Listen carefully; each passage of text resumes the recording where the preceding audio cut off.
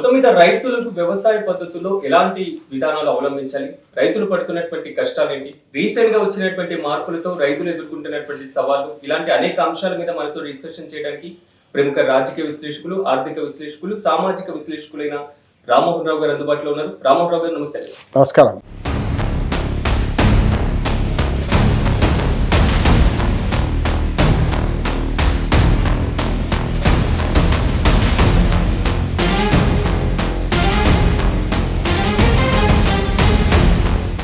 Sir, ప్రస్తుతం రైతులు ఎదుర్కొంటున్నటువంటి అనేక సమస్యలు, ఆ సమస్యల్లో కొనుగోలు కేంద్రాల వద్ద రైతులు ఎదుర్కొంటున్నటువంటి సమస్యల దగ్గర నుంచి చేరులో పంట వేసినటువంటి సందర్భం వరకు ప్రతిదీ ఒక సమస్యగానే మారుతుంది.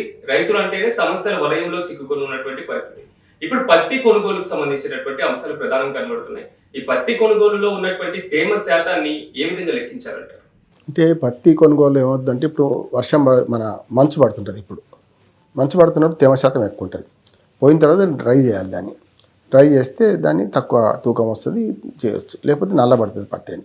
కానీ ఆధునిక టెక్నాలజీ వచ్చిన తర్వాత చాలా అద్భుతమైన టెక్నాలజీ వచ్చింది. దాన్ని చేసుకోవచ్చు. వెంటనే మనకు డ్రై చేయడానికి ఉండదు. డ్రయర్స్ ఉంటాయి. మన వరి ధాన్యం అయితే దీన్ని కూడా డ్రయర్స్ పెట్టి చేయొచ్చు. కానీ ఎందుకు చేస్తున్నారంటే చాలా చిన్న పనే. ఇప్పుడు వ్యవసాయ మార్కెట్ యార్డులన్నీ కూడా ఏం చేస్తున్నాయి, ఆల్మోస్ట్ ఆల్ కమిషన్ 4% కమిషన్ తీసుకుంటారు రైతుల పట్ల. మీరు అన్న రాజకీయ ఆర్థిక సామాజిక విశ్లేషణ కంటే నేను 79 అనుకుంటా గుంటూరులో ఒక సభ జరుగుతూ వచ్చాను. నేను నేటి రైతే రేపటి కూలి అని ఒక ఆర్టికల్ రాసి ప్రజెంట్ చేసిన బహుమతి వచ్చింది నాకు. అంటే ఇవాళ రైతు రేపటి కూలీగా మారుతున్నాడు.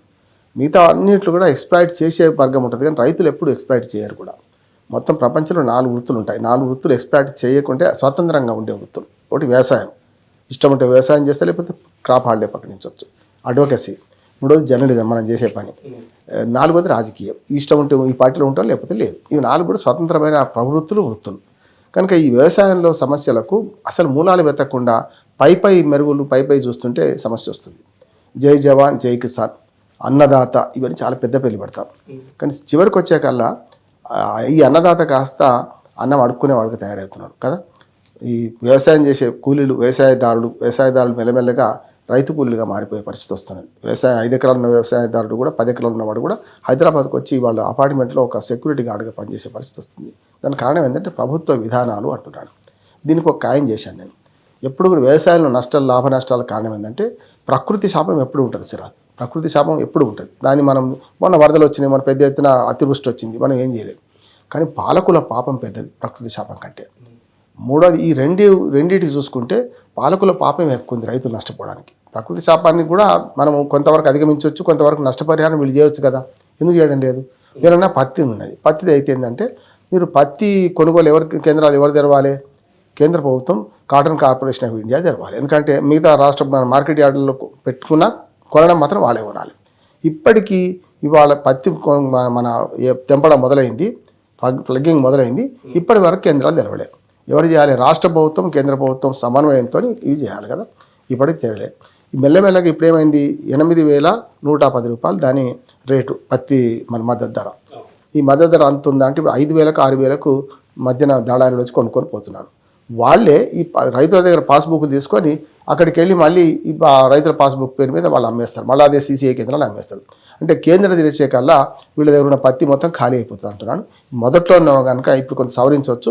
వెంటనే పత్తి కొనుగోలు కేంద్రాలు వీలైనంత తెరవాలి. మాకు తుమ్మల మన నాగేశ్వరరావు గారు కూడా మొన్న అన్నాడు, రాష్ట్ర వ్యవసాయ శాఖ మంత్రి. కానీ కేంద్ర ప్రభుత్వం సమన్వయం చేసుకొని పత్తి కొనుగోలు కేంద్రాలు వీలైనంత తెరవాలి. దానికి మార్కెట్ యార్డులు ఉన్నాయి కదా, ప్రతి తాలూకాకు ఒక మార్కెట్ యార్డు ఉంది. అక్కడ ఈ CCI వాళ్ళు మన కొనుగోలు కేంద్రాలు పెట్టాలి. మద్దతు ధరకు తీసుకోవాలని మా డిమాండ్. మద్దతు ధర కూడా తప్పే. యాక్చువల్గా మద్దతు ధర అంటే హల్లి 0 లాభసాటి వ్యవసాయం కావాలి. మనకు స్వామినాథన్ కమిషన్ రిపోర్ట్ ఇచ్చింది. ఒక పంట ఉత్పత్తికి ఎంత ఖర్చు అవుతుందో దానికి 50% యాడ్ చేసి ఇవ్వనది MSP. అంటే MSP అంటున్నారు, కానీ 50% యాడ్ చేసే క్రమంలో శాస్త్రీయంగా ఈ పంట ఉత్పత్తి రేటు లెక్క పెట్టకపోవడం సమస్య వస్తున్నది. మేము ఒకసారి స్వతంత్ర రైతు సంఘాల వేదిక నుంచి రాష్ట్రం అంతా మేము తిరిగినప్పుడు మేము ఒక బుక్లెట్ తయారు చేసినాం. 54 ప్రశ్నలు ఉంటాయి. దీనికి మొదలు అంటే ఈ రైతు కష్టాలకి ఏంది అనే సమస్య చూసుకొని మేము ఏదైనా అక్కడ లోకల్గా పండే పంట ఉత్పత్తి రేటు ఎంత అవుతుంది లెక్క పెట్టేవాళ్ళం. అన్నీ చెప్పేవాళ్ళు. విత్తనం నుంచి మొదలు పెడితే కోత దాకా చెప్పేవాళ్ళు. ఆఖరి పంటకు మార్కెట్కు తీసుకుపోవడం చెప్పేవాళ్ళు. కానీ సొంత కుటుంబం 4-5 దాన్ని మొత్తం పనిచేస్తారు కదా, వాళ్ళ కూలి లెక్క కట్టుకుపోయేవాళ్ళు. దానివల్ల హళ్ళి సునా వచ్చేది. నిజంగా వాళ్ళు లెక్క కట్టారు అనుకోండి, 4 కుటుంబ సభ్యులు కావాలి నుంచి మొదలుకొని అన్ని పనులు చేస్తుంటారు కదా, కుటుంబ సభ్యుల శ్రమను కూడా లెక్క తీసుకోవాలి కదా.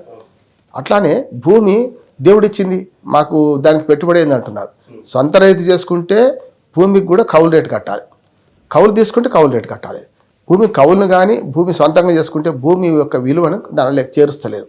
అంటే భూమి విలువ తక్కువ అవుతుంటుంది కదా ప్రతిసారి కూడా, దాన్ని చేరుస్తలేరు. ఉదాహరణకు ఒక ఎగ్జామ్ సబ్బు తయారవుతుంది అనుకోండి, అన్ని లాభాలు చివరి రిటైల్ ప్రైస్ వేసుకొని ₹22 ₹52 వేస్తుండే కదా రిటైల్ దానికి. మరి రైతు పెట్టుబడి పెట్టిన ఈ పంటలకు ఎందుకు ఫిక్స్డ్ పెట్టుబడి ఉండలేదు అనేది ఒకటి సమస్య. అందుకనే మీరు ఈ పత్తి కొనుగోలు కేంద్రాల్లో ఒకటేమో కొనుగోలు కేంద్రాలు తెరవలేదు, రెండోది ఏంటంటే ఇటీవల అమెరికా నుంచి పత్తి దిగుమతికి మన అనుమతి ఇచ్చింది. అంటే పాలకుల శాపం ఏంటంటే, ప్రకృతి శాపం ఉంటుంది, పాలకుల పాపం ఏంటంటే ఇటీవల మరి పత్తి ఏమో మన దగ్గర అమ్ముడు పోతలేదు, మధ్య ధర వస్తలేదు, కానీ విదేశాల నుంచి పత్తి తెచ్చుకుని అమెరికా నుంచి తెచ్చుకోవడానికి అనుమతి ఎట్లా ఇచ్చారు? తప్పు కదా. అంటే విదేశాల నుంచి అనుమతి ఇచ్చే దిగుమతి వ్యవహారం ఉందో దానిలో ఈ కేంద్ర ప్రభుత్వం తప్పు చేసింది. ఇది ఒకసారి కాదు, గతంలో మొక్కజొన్నలు కూడా అదే వేసింది. మొక్కజొన్నల విషయంలో వరి వేస్తే ఊరి అని తెలంగాణ ముఖ్యమంత్రి, అప్పుడు ముఖ్యమంత్రి కేసీఆర్ అన్నాడు, చాలా విమర్శించడం. కొన్నిసార్లు వాళ్ళు అన్న మాటలు బౌన్స్ అవుతుంటాయి. ఉదాహరణకు వ్యవసాయం దాండుగా అని చంద్రబాబు నాయుడు అన్నట్టు అనడో అన్నది తెలియదు, కానీ అది బాగా ప్రచారణకు వస్తుంది. ఇదే అంతే. అప్పుడు ఏమన్నారంటే చాలాసార్లు మన వరి వేయకండి, వీళ్ళు మన మెట్ట వ్యవసాయం చేసుకోవాలి, రాయలసీమ కానీ తెలంగాణ మనకు మెట్ట పంటలు పండించుకోవాలి, మన మెట్ట పంటలు పండించి మొక్కజొన్న వేయండి అని ప్రచారం చేశాడు. అప్పుడు అందరు నమ్మి మొక్కజొన్న వేసినాం. వేయగానే మొక్కజొన్న దిగుమతులు ప్రభుత్వం పొందిపెట్టింది, ఇదే మోడీ ప్రభుత్వం. అప్పుడు నేను చాలా విమర్శించాను, తప్పు కదా ఇది. అంటే మీరు మమ్మల్ని మొక్కజొన్న వేసుకోమంటారు, మొక్కజొన్న పండించింది మీరేమో దిగుమతులు చేసుకోమంటున్నారు. అందుకని అమెరికా ఏం చేస్తుందంటే ఈ 3-4 పంటలు, ముఖ్యంగా పత్తి, అట్లాగే మొక్కజొన్న, అట్లాగే పాల ఉత్పత్తులు, వ్యవసాయ ఉత్పత్తులు మనకి దిగుమతి చేస్తామంటున్నది. దాని మీద మోడీ ప్రభుత్వం నుంచి ఫర్మ్గా ఉన్నది. కానీ ఇప్పుడు పత్తి దిగుమతికి అనుమతి ఇవ్వడం వల్ల పత్తి రైతులకు మరణ శాసనం రాసినట్లు లెక్క. గతంలో మన గుంటూరు జిల్లాలో మనకు ఏమంటారు దాన్ని మిర్చి రైతులు ఆత్మహత్య చేసుకునేవాళ్ళు, కానీ తక్కువైంది. ఇప్పుడు ఎందుకైంది? మనకు కోల్డ్ స్టోరేజ్లు పెంచడం వల్ల మిర్చి ఇప్పుడు కాకుండా 4 రోజులకు అమ్ముకునే పరిస్థితి వచ్చినప్పుడు తక్కువ అవుతుంది. కానీ ఇది కోల్డ్ స్టోరేజ్లో పెట్టేది కాదు పత్తి ఏంటంటే ఎప్పటికప్పుడు బయటకు పోవాల్సిందే. అట్లా మనకు పొగాకు రైతులు కూడా గతంలో ఆత్మహత్యలు చేసుకునేవాళ్ళు, కానీ పొగాకు కూడా ఇప్పుడు పండించడం తక్కువైంది. అంటే మనకు ఒక రకంగా పొగాకు మీద నిషేధాలు కొనసాగడం, దాంతోపాటు పొగాకు పండించడం కంటే మిగతా పంటలు పండించుకుందామని అనుకోవడంతో కొంత తక్కువైంది. కనుక పరిష్కార మార్గాలు ఉంటాయి, కానీ వ్యవసాయంలో నష్టం వచ్చే రంగాలు ఈ నాన్ పెరిషబుల్స్ అంటాం, కానీ వాటిలో వస్తుంటాయి. ముఖ్యంగా టమాటా, ఉల్లిగడ్డ. ఈ రైతుల గురించి కష్టాలు చెప్పనలవి కాదు. చూస్తున్నాం కదా మనం, మదనపల్లిలో మనకు ₹1.5 కిలో పారబోస్తున్నారు, టమాటో పారబోస్తున్నారు, రోడ్డు మీదకి వస్తున్నారు. మన మామిడి పండ్ల రైతులు కూడా ఆంధ్రప్రదేశ్లో చూసాం, మొత్తం మామిడి రైతులంతా రోడ్డు మీద పడేసిపోయారు కదా. అట్లానే మనకు ఉల్లిగడ్డ కూడా, నేను ఆదోని కర్నూలు మార్కెట్లో మేము సర్వే చేస్తాం ప్రతి సీజన్లో, అక్కడ కూడా అది జరుగుతుంది. కారణం ఏంటంటే మీకు ఇటువంటి వాటి విషయంలో మార్కెట్ ఇంటర్వెన్షన్ అని ఒకటి ఉంటుంది. ఇప్పుడు పత్తి, వరి ధాన్యం వీటికేమో మద్దతు ధర ఉన్నది, ఇది వాళ్ళకి కాకపోతే రేపు కొంటారు, కొనేదాకా ఆగాలంటే ఏం చేయాలంటే ఉమ్మడి ఆంధ్రప్రదేశ్ ఉన్నప్పుడు ప్లెడ్జ్ లోన్లు అని ఇచ్చేవాడు. ప్లెడ్జ్ లోన్లు అంటే ఇప్పుడు ఒక గొడవను పెట్టుకుంటాం, అయ్యా నాది దాన్ని తాళం వేసుకోండి, మీరే తాళం వేసుకొని ఈ మొత్తం సరుకుగా 50% నాకు లోన్ ఇవ్వండి, మంచి ధర వచ్చినప్పుడు అమ్ముకుంటాం అని ప్లెడ్జ్ లోన్ అంటాం. అది మొత్తం మానేసేటప్పుడు ఏ బ్యాంకు ఇస్తలేదు దానికి. అంటే బ్యాంకుల వ్యవహార శైలి కూడా దొంగలకు అప్పులు ఇస్తున్నాయి, చూస్తున్నాం కదా.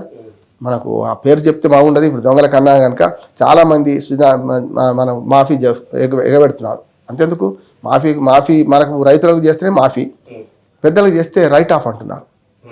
పెద్దలు వాళ్ళు సుబ్బరామరెడ్డి గారు ఉన్నారు, 7,500 కోట్లు రద్దు చేశారు ఆయనకు, దాన్ని ఏమంటారు రద్దు అంటున్నారు, ఇక్కడ మాఫీ అంటున్నారు. చూడండి, అంటే భృతి పద్ధతిలో రద్దు చేయడం వేరు, మాఫీ చేయడం వేరు. అయితే రైతులకు వచ్చాక ఏం జరుగుతుందంటే ఇట్లా రైతులకు అప్పిచ్చినే తక్కువ, ఇచ్చిన అప్పు ఖచ్చితంగా దర్వాజాలు వీక్కపోయి కూడా, తలుపులు వీక్కపోయి కూడా వసూలు చేసుకుంటున్నారు, గోల్డ్ కూడా ఒకటి వసూలు చేసుకుంటారు.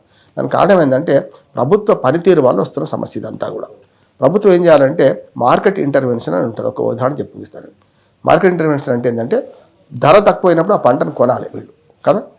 ధరను తక్కువ కొనాలంటే ఒక చిన్న ఉదాహరణకు మంచి సక్సెస్ స్టోరీ ఏంటంటే మదనపల్లిలో ₹1 టమాటాలు అయి ఉండే 10 ఏళ్ల క్రితం.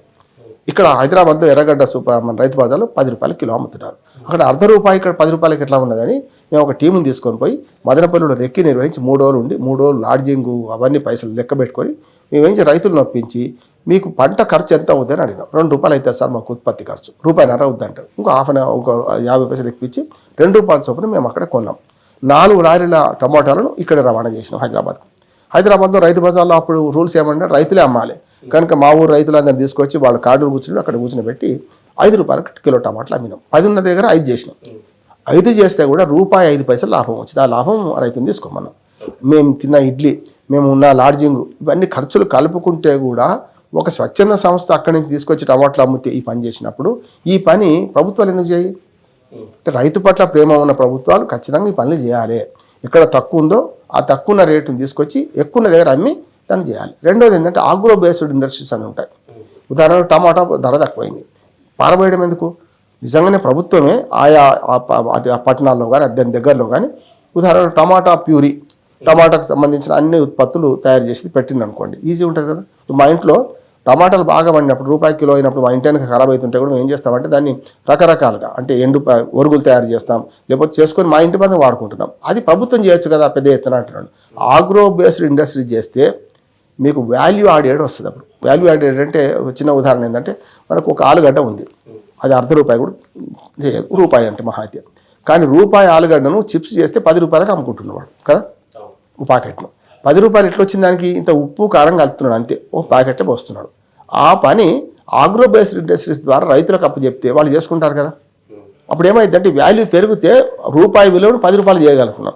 అది ఆలుగడ్డ విషయంలో చేయొచ్చు, టమాటాల విషయం చేయొచ్చు, ఉల్లిగడ్డ విషయంలో చేయొచ్చు. అందుకని ఇప్పుడు చూడండి పచ్చళ్ళు పెట్టే కంపెనీలన్నీ కూడా ఏం చేస్తాయి, వాళ్ళు సొంత తోటలన్నీ ఉంటాయి, లేకపోతే కొనేటప్పుడు హోల్సేల్లో కొని వాళ్ళు తక్కువ ధరకు కొని ఎక్కువ ధరకు అమ్ముకుంటారు. ఒక పచ్చడి ప్యాకెట్ కొనాలంటే, ఒక బాటిల్ కొనాలంటే ₹150 ఉన్నది. ఆ ₹150 మొత్తం సరుకు విలువ ఉంటే మాట ₹20 ₹30 ఉంటుంది. అందుకని రైతులకు మేలు చేయాలంటే 3 మార్గాలు ఉన్నాయి. ఒకటి ప్రకృతి శాపం వచ్చినప్పుడు దానికి పరిహారం ఇవ్వడం నెంబర్ 1. రెండోది సబ్సిడీల విషయంలో కూడా రైతుకు వచ్చేవరకల్లా మనం చాలా మన పెద్దోళ్లకు పెద్ద పెద్ద కార్పొరేట్ వాళ్ళకు 14 లక్షలు 15 లక్షల కోట్లు రద్దు చేస్తే మనం అడుగుతలేము. వీళ్ళకి మాత్రం రైతు బంధు ఇస్తే రైతు బంధు ఉచితంగా ఇస్తున్నారా, రైతు భరోసా ఇస్తే అంటున్నాం కదా మనం.